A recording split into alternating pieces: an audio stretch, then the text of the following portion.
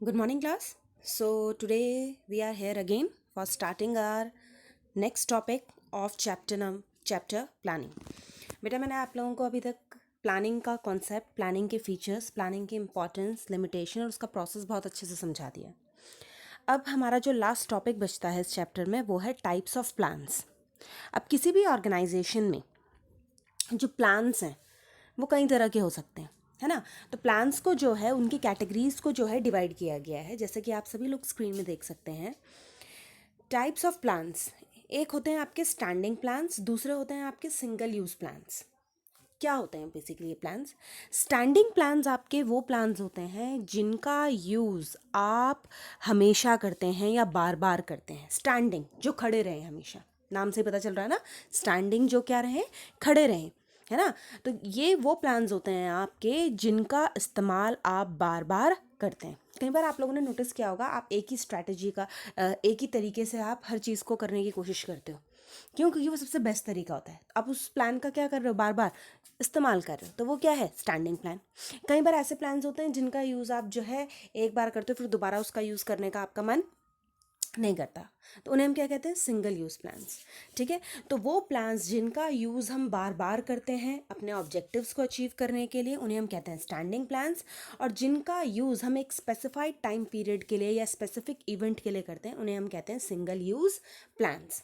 Standing plans को हम लोग रिपीटिंग प्लान्स भी कहते हैं या रिकरिंग प्लान्स भी कहते हैं। Why they are called repeating? क्योंकि because their use is done repeatedly, इनका यूज़ हम लोग रिपीटेडली कई बार करते हैं, जो रिकरिंग होते हैं नेचर में, जो बार बार आते हैं या बार बार यूसेज में आते हैं। ठीक है, सिंगल यूज़ प्लान्स आपके क्या होते हैं, जिनका इस्तेमाल आप एक बार एक इवेंट के लिए, एक स्पेसिफाइड ऑब्जेक्टिव को अचीव करने के लिए करते हैं। इनको हम नॉन रिपीटिंग, नॉन रिकरिंग या एडहॉक प्लान्स भी कहते हैं। अब आप लोग जैसा कि देख सकते हैं, स्टैंडिंग प्लान्स के बगल में कुछ 4 ऑप्शन दे रखे हैं। पहला है, इसमें मैं आपको थोड़ा स्क्रीन एनलार्ज कर रही हूँ, पॉलिसीज़, प्रोसीजर, मेथड्स और रूल्स। ये है स्टैंडिंग प्लान्स आपके, जिनका यूज़ हम बार बार करते हैं। जैसे कोई भी पॉलिसी होगी कंपनी की, हम उसे कई बार क्या करते हैं, 5 साल 6 साल तक कंपनी की पॉलिसी बना कर रखते हैं, तो वो क्या है, एक तरह का प्लान है जिसे हम क्या कर रहे हैं, बार बार यूज़ कर रहे हैं, हर एम्प्लॉय पे यूज़ कर रहे हैं। नेक्स्ट है आपका प्रोसीजर, किसी भी काम को करने का तरीका, सीक्वेंस, वो भी हम कई बार यूज़ करते हैं। मेथड, प्रोडक्शन करने का तरीका, उस मेथड से हम कई बार प्रोडक्शन करते हैं। रूल्स, कई बार आप rules day by day change नहीं होते हैं, रूल्स एक बार बनते हैं फिर बहुत टाइम बाद उनको क्या करा जाता है, चेंज करा जाता है। तो ये ऐसी चीज़ें हैं जिनको हम कई बार बार बार क्या कर रहे हैं, इस्तेमाल कर रहे हैं। तो ये किस में आते हैं, आपके स्टैंडिंग प्लान्स में। वहीं दूसरी तरफ अगर आप देखें, सिंगल यूज़ प्लान में आपका आता है बजट या प्रोग्राम। अब आप कहोगे बजट और प्रोग्राम सिंगल यूज़ कैसे है? क्योंकि बजट जो बनता है वो एक बार बनता है, फिर उसके बाद नया बजट बनता है। आपने नोटिस किया, जब भी सरकार हमारा बजट निकालती है, 5 ईयर प्लान्स के लिए निकालती है, तो वो एक बार बजट बनाती है, उसका इस्तेमाल होता है, फिर नेक्स्ट ईयर के लिए नेक्स्ट 5th ईयर प्लान आ जाता है। प्रोग्राम क्या होता है? प्रोग्राम एक ही बार, जैसे एनुअल डे हो गया, आपका स्पोर्ट्स डे हो गया, ठीक है ना, आप लोगों का जो है स्कूल में रिपब्लिक डे हो गया। तो ये सारे प्रोग्राम्स कैसे हैं, जो एक बार होते हैं और इसके बाद जो है इनके लिए फिर दोबारा से नया प्लान हमें बनाना पड़ता है। क्यों? क्योंकि एक ही सेम प्लान के साथ आप बार बार काम नहीं कर सकते। होपफुली सभी को समझ में आया होगा ये। अब हम सबसे पहले एक एक करके ये पढ़ना शुरू करते हैं कि ये है क्या, स्टैंडिंग प्लान और सिंगल यूज़ प्लान्स हैं क्या। ठीक है, अब आप लोग जैसा कि स्क्रीन में देख सकते हैं, यहाँ पे लिखा है standing plans. Standing plans is use for activities that occur regularly over a period of time. Standing plan जो है आपका, या स्टैंडिंग प्लान्स जो हैं आपके, उन एक्टिविटीज़ के लिए यूज़ होते हैं जो एक्टिविटीज़ बार बार रिपीट होती हैं। अब जैसा कि आप लोग अपना टाइम टेबल देख लीजिए, स्कूल में टाइम टेबल चलता है, रोज़ वही टाइम टेबल चलता है, बार बार आप उसी टाइम टेबल का यूज़ करते हैं, तो वो क्या है, आपका स्टैंडिंग प्लान है। टाइम टेबल क्या है आपका, एक तरह का स्टैंडिंग प्लान है, क्योंकि आप उसका इस्तेमाल रोज़ कर रहे हैं, है ना। नेक्स्ट है, अब देखिए इसी में क्या लिखा हुआ है, it is design to ensure that internal operations of an organization run smoothly. यानी ज़्यादातर जो इस तरह के स्टैंडिंग प्लान्स होते हैं, ये कंपनी की इंटरनल वर्किंग पे ज़्यादा काम करते हैं। क्यों? क्योंकि कंपनी की इंटरनल वर्किंग ज़्यादातर एक जैसी होती है, एक्टिविटीज़ एक जैसी होती हैं। Such a plan enhances efficiency in routine decision making. और इस तरह के जो प्लान्स होते हैं वो आपकी एक्टिविटीज़ में एफिशिएंसी इंप्रूव करती है। एफिशिएंसी मतलब optimum utilization of the resources, ठीक है। It is usually develop once but used over and over again with necessary modifications from time to meet business needs as required. अब इस तरह के जो प्लान्स हैं इन्हें आप एक बार बनाते हैं, एक बार बनाने के बाद ऐसा नहीं कि आप इसे बदल देते हैं, बदलते नहीं हैं, बस इसमें क्या करते हैं आप लोग बार बार सिचुएशन के अकॉर्डिंग जो है आप लोग चेंजेस करते हैं, ठीक है। आप लोग बार बार जो है इसके अकॉर्डिंग क्या करते हैं, चेंजेस करते हैं। नेक्स्ट है अब आप लोगों का standing plans include policies procedures and rules.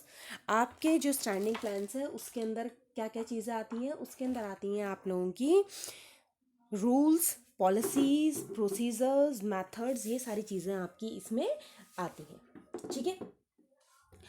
अब selection procedure for a particular post in a company. अब स्टैंडिंग प्लान क्या हो सकता है कि अगर कोई कंपनी अपनी कंपनी में कोई एम्प्लॉयज़ को रिक्रूट करती है तो सभी को रिक्रूट करने का तरीका उनका क्या होगा, एक जैसा होगा।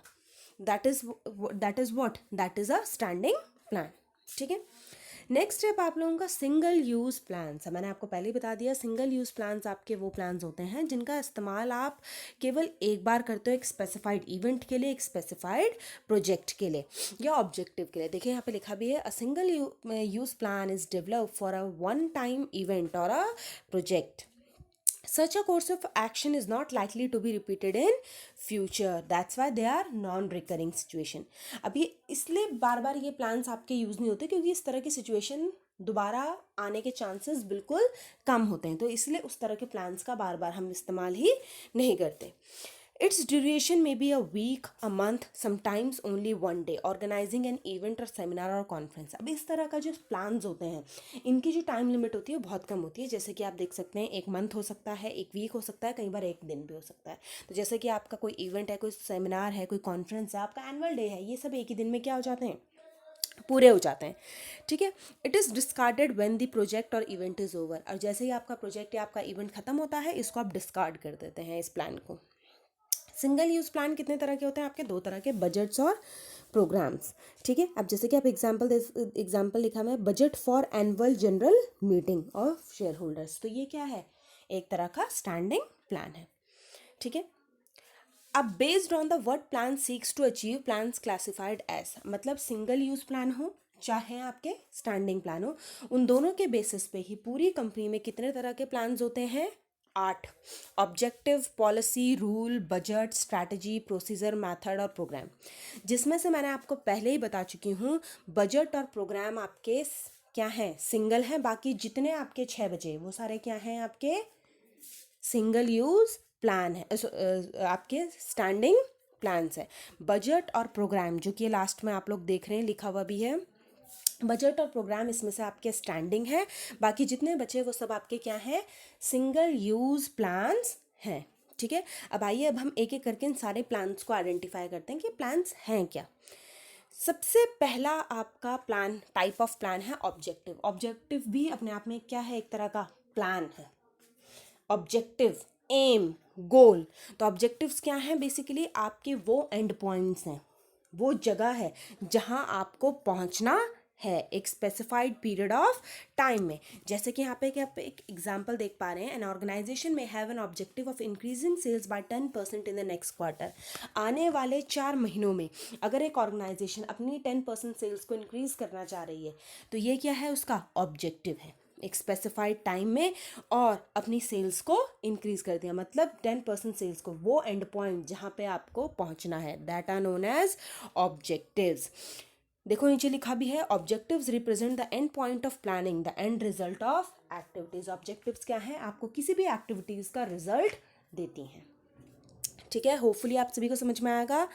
दोबारा से समझिए, ऑब्जेक्टिव्स क्या हैं, आपके वो एंड पॉइंट्स हैं, वो जगह है बेसिकली आपकी फ्यूचर पोजीशन की जहां आपको पहुंचना है। भाई प्लानिंग क्या करती है, आपको प्रेजेंट पोजीशन से आपको फ्यूचर पोजीशन तक लेके आती है। तो फ्यूचर पोजीशन क्या है, वो एंड पॉइंट है जहां पे आपको पहुंचना है, ठीक है। नेक्स्ट है अब आपका स्ट्रैटेजी। अब स्ट्रैटेजी क्या होती है, ऑब्जेक्टिव और स्ट्रैटेजी में क्या डिफरेंस होता है। जैसे मेरा ऑब्जेक्टिव था, मैंने अभी पिछले आपको एग्जांपल दिया, 10% सेल्स जो है इंक्रीज होनी चाहिए आने वाले 4 महीनों में। तो आने वाले 4 महीनों में सेल्स इंक्रीज होंगी, ये है आपका ऑब्जेक्टिव। लेकिन उस सेल्स को इंक्रीज करने के लिए जब आप रॉ मटेरियल ज़्यादा खरीदोगे, एडवांस में खरीद लोगे, एडवांस में अपनी प्रोडक्शन की टेक्निक्स को बढ़ा दोगे, ये सारी चीज़ें क्या हैं, स्ट्रैटेजी, वो एक्शंस, वो डिटेल स्टेप जो आपको आपके लॉन्ग टर्म ऑब्जेक्टिव, आपके इस मेन ऑब्जेक्टिव को अचीव करने में हेल्प करेंगे।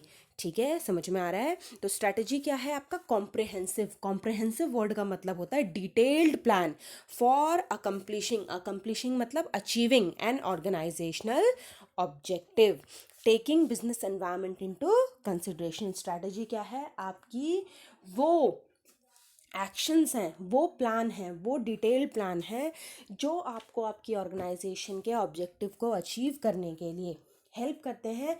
क्या ध्यान में रखते हुए, आपके एनवायरनमेंट को ध्यान में रखते हुए। तो स्ट्रैटेजी के अंदर 3 मेजर पॉइंट्स आते हैं। सबसे पहला आपका ऑब्जेक्टिव क्या है, उस ऑब्जेक्टिव को अचीव करने के लिए आपका कोर्स ऑफ एक्शन क्या होगा, आप किस तरीके से उसे अचीव करेंगे, और आप एलोकेटिंग रिसोर्सेज, अपने रिसोर्सेज को एलोकेट कैसे करेंगे, यानी ह्यूमन रिसोर्स और मटेरियल रिसोर्स को आप एक साथ कैसे एडजस्ट करेंगे, यानी जो जिस काबिल है उसे उसी तरीके का रिसोर्स वर्क मिलना चाहिए। समझ में आई सभी को बात।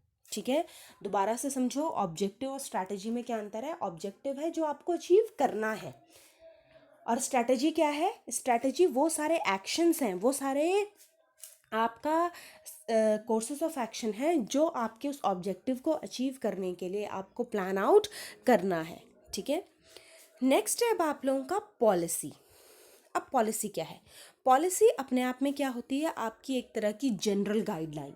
क्या होती है, जनरल गाइडलाइन। आप लोगों ने मैनेजमेंट प्रिंसिपल्स में भी पढ़ा होगा कि मैनेजमेंट प्रिंसिपल्स क्या हैं आपके लिए, जनरल गाइडलाइंस है जो किसी भी मैनेजर को एक पर्टिकुलर सिचुएशन में डिफाइन करने के लिए, एक पर्टिकुलर सिचुएशन में बिहेव करने में मदद करती है। तो पॉलिसी क्या है, वो जनरल गाइडलाइंस हैं जो कि एक मैनेजर को एक पर्टिकुलर सिचुएशन में डिसीजन लेने में, और साथ ही साथ डिसीजन लेने के साथ साथ उस पर्टिकुलर सिचुएशन में उसे कैसे बिहेव करना है, इसके लिए भी हेल्प करती हैं। अब जैसे एग्जाम्पल हो, यहाँ पे आप लोग एग्जाम्पल में देख सकते हो, मैं एनलार्ज कर रही हूँ। फॉर एग्जाम्पल रिक्रूटमेंट पॉलिसी, एक कंपनी की क्या, लोगों को हायर करने का तरीका क्या है, वो होगी रिक्रूटमेंट पॉलिसी। सेल्स पॉलिसीज़ क्या है कि सिर्फ कैश बेसिस पे बेचेंगे या क्रेडिट पे भी बेचेंगे, या सिर्फ होलसेलर्स को बेचेंगे या रिटेलर्स को बेचेंगे। ठीक है ना, तो ये क्या है कंपनी की पॉलिसीज़, तो ये भी क्या है, एक तरह का प्लान है। ठीक है, पॉलिसी के बाद आते हैं आपका रूल्स। अब रूल्स क्या हैं आपके, जैसे कि आपकी पॉलिसी आपका जनरल गाइडलाइंस है, उसी तरह से रूल्स आपके क्या हैं, कुछ स्पेसिफिक स्टेटमेंट हैं, या स्ट्रिक्ट कह सकते हो, स्ट्रिक्ट स्टेटमेंट हैं जो आपको ये स्पेसिफाई करते हैं कि आपको क्या करना है और क्या नहीं करना है।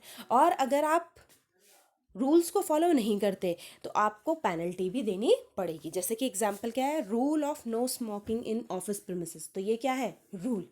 तो रूल भी क्या है आपका, एक तरह का प्लान है जो कहीं ना कहीं आपके उस ऑब्जेक्टिव को अचीव करने में हेल्प करेगा, है ना। नेक्स्ट है अब आप लोगों का मेथड।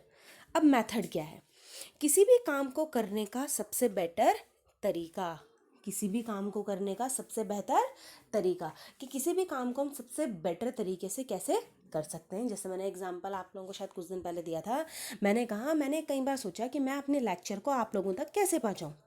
एक बार मैंने ये सोचा कि मैं आपको किसी की वीडियो रिकॉर्डिंग भेज दूँ, एक बार मैंने ये सोचा मैं आप लोगों को गूगल ऑनलाइन क्लासेस दूँ, एक बार मैंने ये सोचा मैं, उससे बेटर ये है कि मैं किसी और के लेक्चर आपको सेंड करने से बेटर है कि मैं खुद के लेक्चर रिकॉर्ड करके आपको भेजूँ, शायद मैं अपनी बात ज़्यादा बेटर तरीके से आप तक पहुँचा सकूँ। तो मुझे इन तीनों में सबसे बेस्ट मेथड कौन सा लगा, ये वाला मेथड लगा, जिसमें मैं अपनी आवाज़ रिकॉर्ड करके, अपना वीडियो रिकॉर्ड करके आप तक पहुँचा रही हूँ। तो this is known as the best manner of doing the things, तो that is known as method. अब नेक्स्ट है आपका बजट। बजट क्या है, बजट आपका वो स्टेटमेंट है जहां आप अपने ऑब्जेक्टिव को न्यूमेरिकल टर्म्स में क्या करते हो, एक्सप्रेस करते हो। यानी आप अपने ऑब्जेक्टिव को किस फॉर्म में एक्सप्रेस करते हो, न्यूमेरिकल फॉर्म में। आपने कहा आपका ऑब्जेक्टिव है 10% सेल्स को इंक्रीज करना, तो 10% सेल्स को इंक्रीज करने के लिए अब आपका बजट क्या बनेगा, कि आपको कितना रॉ मटेरियल परचेज करना है उसकी क्वांटिटी लिखी जाएगी, कितना फाइनेंस की ज़रूरत पड़ेगी उसकी क्वांटिटी लिखी जाएगी, किस हिसाब से कितना प्रोडक्शन होगा वो लिखा जाएगा। तो ये सारी चीज़ें किस फॉर्म में लिखी जाएंगी, न्यूमेरिकल टर्म्स में। क्या होगा, न्यूमेरिकल टर्म्स में लिखी जाएंगी। तो that is known as a budget. Example, production budget, sales budget, cash budget. तो बजट क्या है आपका, एक ऐसा स्टेटमेंट जिसे आप न्यूमेरिकल टर्म्स में क्या कर सकते हो, ईजिली एक्सप्रेस कर सकते हो। लास्ट है आपका प्रोग्राम। प्रोग्राम क्या है, प्रोग्राम आपका उन सारी चीज़ों का जो आपके जितने भी अब बचे ऑब्जेक्टिव है, स्ट्रैटेजी है, वो सारी चीज़ों को मिला के बनता है आपका प्रोग्राम। बाकी के जितने भी आप लोगों के क्या हैं, ये गोल्स हैं, जो आपके प्लान्स हैं, इन सब का कॉम्बिनेशन है प्रोग्राम। एक प्रोग्राम के अंदर आपको ऑब्जेक्टिव भी मिलेगा, एक प्रोग्राम के अंदर आपको रूल भी मिलेगा, एक प्रोग्राम के अंदर आपको बजट भी मिलेगा, एक प्रोग्राम के अंदर आपको स्ट्रैटेजी भी मिलेगी, एक प्रोग्राम के अंदर आपको पॉलिसी भी मिलेगी। इन सारी चीज़ों का क्या है, कॉम्बिनेशन है। समझ में आ गया। तो ये है प्रोग्राम। प्रोग्राम भी क्या है आपका, एक तरह का प्लान। जैसे एनुअल डे है, तो एनुअल डे में आपका ऑब्जेक्टिव क्या है कि आपको एनुअल डे करवाना है, ठीक है। उसके अलावा आपको क्या करना है, एनुअल डे करवाने के लिए आप एनुअल डे के लिए बजट कितना चाहिए होगा उसको भी आप न्यूमेरिकल टर्म में एक्सप्रेस करोगे। इसके लिए रूल्स क्या होंगे, पॉलिसीज़ क्या होंगी, स्ट्रैटेजी क्या होगी हमारी, है ना। तो ये सारी चीज़ें क्या होती हैं आपके प्रोग्राम में होती हैं। तो प्रोग्राम क्या है, it is a combination, is a solid combination of objective, policies, rules, strategy, budget etcetera, ठीक है। जैसे example, construction of a shopping mall, ये आपका ऑब्जेक्टिव है। अब इसके लिए कितना बजट लगेगा, प्लानिंग क्या होगी, पॉलिसी क्या होगी, रूल्स क्या होंगे, स्ट्रैटेजी क्या होगी, ये सब क्या कहलाएगा आपका प्रोग्राम। होपफुली आपको समझ में आया होगा। इसके अलावा आप लोगों का एक टाइप ऑफ प्लान और छूटता है, वो मैं आपको बता रही हूँ, दैट इज़ प्रोसीजर। अब जैसे कि आप लोग स्क्रीन में देख सकते हैं, प्रोसीजर क्या होता है। प्रोसीजर वर्ड का मतलब होता है सीक्वेंस। किसी भी काम को करने का या किसी भी चीज़ को करने का, किसी भी एक्टिविटी को करने का एक तरीके का सीक्वेंस या एक ऑर्डर, जिस तरीके से आप उस काम को सही तरीके से कर सकते हैं। अब जैसा कि आप लोगों ने अपनी क्लासरूम्स देखी हैं, उसमें सीक्वेंस है ना, चेयर्स का एक सीक्वेंस है कि वो चेयर्स जो हैं 5 रोज 4 रोज 5 कॉलम या 6 रोज 5 कॉलम इस तरीके से होती है। ये क्या है, एक सीक्वेंस है जिस सीक्वेंस को फॉलो करते हुए आप अपने ऑब्जेक्टिव्स को क्या कर सकते हो, अचीव कर सकते हो। समझ में आ रही है आपको बात। प्रोसीजर क्या है, वो स्टेप्स हैं आपके, क्या है, स्टेप्स, 1 बाय 1 स्टेप। भाई अगर आपको सीढ़ियों में, अगर आपको अपनी स्टेयर्स को चढ़ना है तो आप क्या करोगे, 1 बाय 1 एक एक स्टेयर को चढ़ोगे कि सीधा जंप करोगे, नहीं, 1 बाय 1 एक एक स्टेयर को चढ़ोगे। तो ये क्या है, आपके स्टेप्स हैं, ये आपका क्या है, सीक्वेंस है, ये आपका एक ऑर्डर है। जिस ऑर्डर को फॉलो करते हुए, जिस सीक्वेंस को फॉलो करते हुए आप अपने गोल्स को अचीव करोगे। तो प्रोसीजर भी क्या है, आपका एक तरीके का प्लान है, ठीक है। तो यही हैं आपके सारे टाइप्स ऑफ प्लान्स। आइए मैं आप सभी को इस पूरे टॉपिक का एक रिव्यू और दे देती हूँ, ठीक है।